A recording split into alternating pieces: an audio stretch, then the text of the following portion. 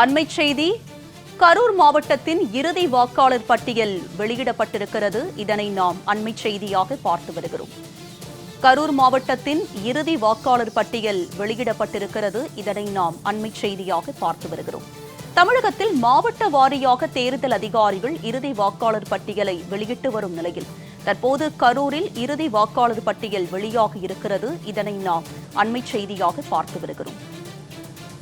தமிழகத்தில் மாவட்ட வாரியாக தேர்தல் அதிகாரிகள் இறுதி வாக்காளர் பட்டியலை வெளியிட்டு வரும் நிலையில் தற்போது கரூர் மாவட்ட இறுதி வாக்காளர் பட்டியல் வெளியிடப்பட்டிருக்கிறது. இதனை நாம் அண்மைச் செய்தியாக பார்த்து வருகிறோம்.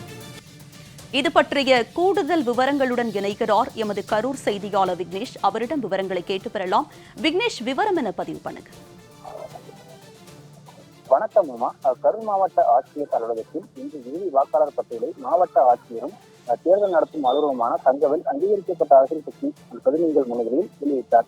கரூர் மாவட்டத்தில் உள்ள 4 சட்டமன்ற தொகுதிகளில் பணி அந்த நிறைவேற்ற பிறகு கடந்த வருடம் 12ஆம் மாதம் சிறப்பு தீவிர திருத்த வாக்காளர் பட்டியல் வெளியிடப்பட்டது. இதில் 29,690 பேர் நீக்கப்பட்டனர். மொத்த வாக்காளர் எண்ணிக்கை 18,672 இருந்தது. அதன் பின்பு மீண்டும் அந்த பெயர் சேர்க்கை முகாம் நடைபெற்றது. அதனைத் தொடர்ந்து இன்று இறுதி வாக்காளர் பட்டியலை மாவட்ட ஆட்சியர் வெளியிட்டார். கரூர் சட்டமன்ற தொகுதியில் 2,26,584 பேரும், அரவக்குள் சட்டமன்ற தொகுதியில் 1,94,505 பேரும், கிருஷ்ணகிரி சட்டமன்ற தொகுதியில் 2,02,087 பேரும், குளித்தலை சட்டமன்ற தொகுதியில் 2,24,988 பேரும் என மொத்தம் வாக்காளர் எண்ணிக்கை 8,45,164 வாக்காளர்கள் உள்ளனர். குறிப்பாக 4 சட்டமன்ற தொகுதிகளிலும் எஸ்ஏஆர் பணிக்கு பிறகு 8,18,622 வாக்காளர்கள் இருந்த நிலையில் இறுதி வாக்காளர் பட்டியலில் வாக்காளர் எண்ணிக்கை உயர்ந்து 8,45,164 பேர் உள்ளனர்.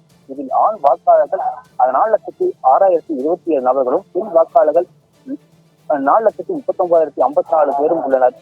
சிறப்பு தீவிர திருத்தத்திற்கு பிறகு வெளியிடப்பட்ட வாக்காளர் எண்ணிக்கையை விட இறுதி வாக்காளர் பட்டியலில் நீக்கப்பட்டவர்கள் 26,492 பேர் வாக்காளர் எண்ணிக்கை உயர்ந்துள்ளது என்பது அந்த குறிப்பிடத்தக்கதாகும்.